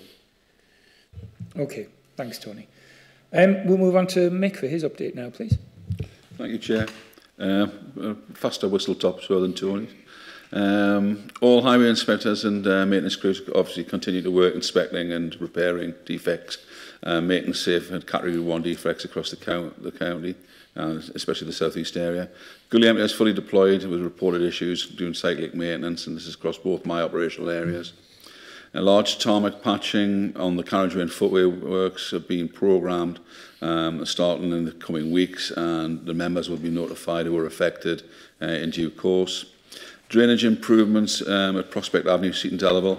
Investigation work took place and it turned out to be an NWL fault, and we've contracharged them to get that money back. We've done some more work on the drainage work on the Spine Road, trying to improve that. St Michael's Avenue drainage investigation and improvement work is due to start in the coming weeks, and again the relevant members will be notified. The LTP resurfacing programmes are all being put together at the moment. Micro-surface dressing is at Dean View, Bedlington. Prep work's taking place, and also at Netherton Village at Bedlington. Signage and safety schemes at Furnace Bank, Bedlington, New Hartley school signs, and the 189 Spine Road, which is part of Storm Arwen damage that we've finished off. And it sounds a little bit out of kilter, but winter maintenance, that all came to an end at the end of April when we stopped observations on the forecast. The Grit and Fleet now is all, the one that haven't got a dual function, are being prepped by our fleet ready for the next winter. An observation forecast for that will commence again on the 1st of October, and full winter services will commence again on the 31st of October 2022 for the 2022-23 season. And just one final note on it is Alan Taylor, for those of you who've worked with him, is no longer, he retired on the 1st of April, and his role has now been taken by Peter Davidson. Any questions? Councillor Wiltshire. Thanks, Chair.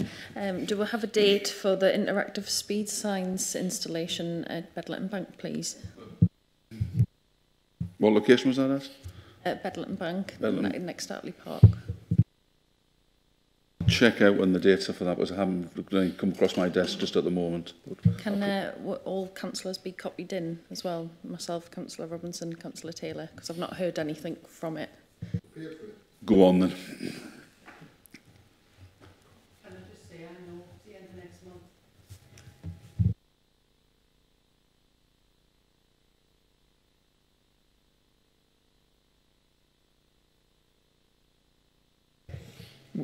Could we still have notification though as well, please? Thanks. I was going to say, were you want to ask a question or were you just updating? I'm just going to answer Councillor Lee. Just on High Pit Road in Cramlington, all of the crossing points are currently damaged and they've got bollards around them. It's a very busy road and people are needing to cross the road, and it's been like that for about 6 months now. Is there a reason why the crossing points aren't getting repaired? I wouldn't have thought it's a street lighting issue to fall under my remit, but I'll raise that with Gavin Barlow, who's the street lighting manager, and get him to look at that. I can only surmise that it's either a supply issue or it's a power supply issue. That's the issue, but I'll get him to come back to you. Yeah, it's affecting several of the crossing points, particularly around the aged miners' cottages. But if you could look at that, it would be great. Also on High Pit Road, I did put it forward for the LTP, but it got rejected. There is a lot of potholes around the Burton pub, and there's a sunken drain there on the main road. Is it possible that some of those could get filled? That's a section of road that you're on about on a monthly inspection. And I think that reaches criteria would be picked up and then either temporarily repaired or a permanent repair will be programmed. I'll get them to do an ad hoc inspection down that section of road, but it's the chicken and egg thing. When does a pothole become a pothole? Sometimes surface deterioration can show the road to appear in a worse state than it actually is. And again, sometimes it could be a group of potholes in a field area. But I'll get them to have a look at it, and it's the best way forward. Excellent. And just a couple of other issues. Not the last meeting, I think it was the one before, you were looking at, was it Redburn Motors in Blythe, the way they were parked outside the garage? I've got a similar situation with Alex Scott cars, and also on the 1305. We've got the Brecony Garage, and there's a lot of cars there that are actually parked on the pavement, which is forcing the pedestrians onto the road in their prams and their wheelchairs and things. So is there anything that we can do regarding enforcement on those? It's always a difficult one if there's a TRO in place, double yellow lines, single yellow lines. We can use our enforcement to pick that up when the enforcement vehicle as well as an enforcement officer. When it's nothing in place and the blocking of a footpath, it's an obstruction, and then that sits with the police because we've got no powers to make them move. But what we did with the one in Blythe that Beb said, we went and spoke to them, driven past that night on my way into committee meeting, and we're encroaching again. It's one of those continuing process. We've spoken to Scots in the past. We'll go back out and speak to them again. I just need to, the inspectors, when they're driving by, we'll just keep on at them. But it's difficult. The Highways Act from 1980s, it's got a lot of words in it, but sometimes very little power. Yeah, where Alex Scott Garage is, they've actually painted the double yellow lines on the other side of the road now. But we've still got like most of his stock parked on the roadside. The other area which is a real problem, it's not a double yellow line, but it's on a white line on the run up to the nature reserve, and I don't know what the enforcement side would be on that, but basically I don't think you're meant to park there when it's on the white line. The white lane would just be sort of, it's like a T-bar across somebody's access. You're asking somebody, we courteously don't park or infringe on that because we're going, it'll be difficult to get in and out of the property. I would need to look at that instance as to what it's there for. It could be down to demark the actual edge of the road for vehicles travelling along there. They're coming towards a bend, for instance. Because it's on, obviously, the main road to the hospital. But, I mean, potentially moving forward, that whole stretch from the Brecony Garage down to the nature reserve is becoming a problem for people just parking right across the pavement. So we might need to look at whether or not we can get some double yellow lines along that full stretch. That's what I would probably need to pass on to integrated transport to look at the around that, because you need to do consultation before putting in place. Okay, thanks. Councillor Bowman. Thank you, Chair. Can I draw your attention to Parkview in Seaton, Delaval?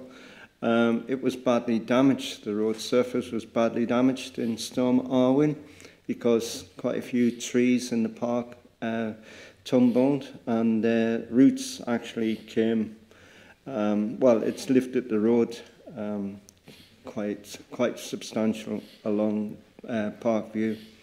I have sent an email in about it, but nothing's been done as such. The fence is now repaired in the park, which is amazing. But the road itself, it needs looking at.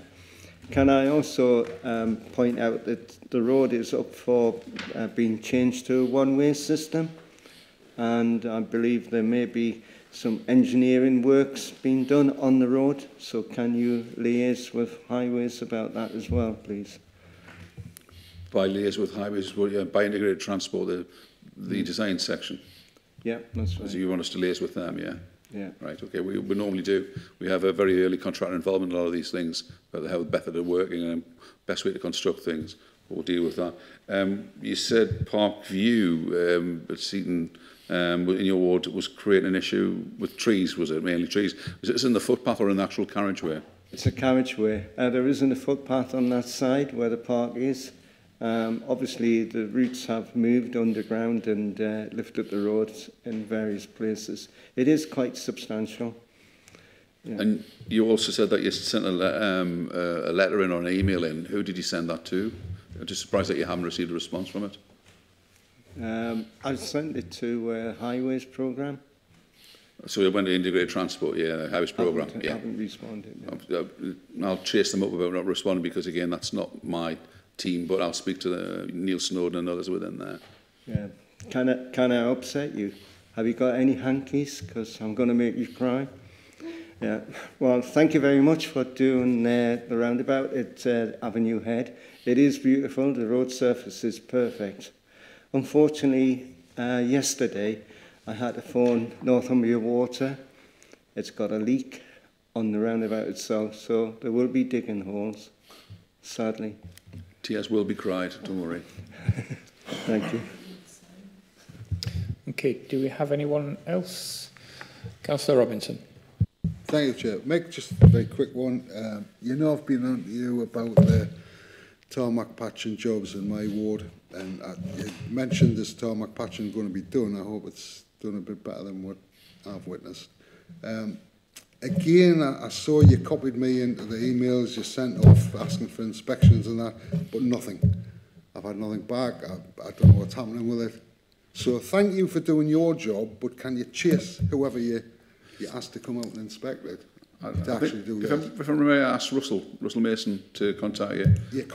I shall be seeing Russell tomorrow in Mitford Hall, and I'll make sure that he does what he was instructed to do. Thank you very much. Okay, I've just got a couple of quick things, please, Mick. One I'd raised previously to you, which I know you weren't happy about because it had been passed on to the area office. Yeah. And that's the car park behind Julie's Shops, which isn't owned by us. But I asked if you could liaise with the owners about resurfacing. Have you had anything back from them? It's like hitting a brick wall. One of the managers has been trying to get in contact with them, and we're just getting nowhere. We'll keep on at it, and that's the only thing we can really do at this moment. Yeah. The road that leads, small road that leads off Dudley Lane to Cramlington Learning Village, there's been some temporary repairs and, patching up done in there, and there's another small hole opened up. So if you could just ask someone to have a look at that, please. It is, I did report it on the LTP for resurfacing, but it wasn't accepted. It's not in good condition, but we've had another hole open up on there. Is that the section where the houses are on the south side? When you turn in, you've got an estate on the left, but it leads, and there's a lot of traffic going in and out of the school on a daily basis. So, no problem. Okay, thank you. And thank you very much for your report. Okay, we'll move on to item 12, which is outside bodies. Now, I'm aware that some people have already left, but if I can just run down the list, which is on page 51. Now, Astley Park Management Committee, that's, if I understand rightly, Councillor Bowman, is that you? Yep. Beacon Hill Community Association, I think, is Councillor Flux. Cramlington Community Association is myself. Cramlington Learning Village is currently being checked out because the status of that has changed. Cramlington Voluntary Youth Project, now that was Councillor Flux. Who else was on that one? And Councillor Daly, yeah. East Hertford will be Councillor Flux as well. New Hartley, I think, is Councillor Ferguson. Yep. Will be, yes. Okay. All right, item 13, Members' Local Improvement Schemes, pages 53 to 78, that's for information. Item 14, Local Area Council Work Programme, which is to note. Councillor Vilchek. Can I just, on page 84, it says a written response will be provided to my question at the previous LAC, and I still haven't received it. The one I wasn't at.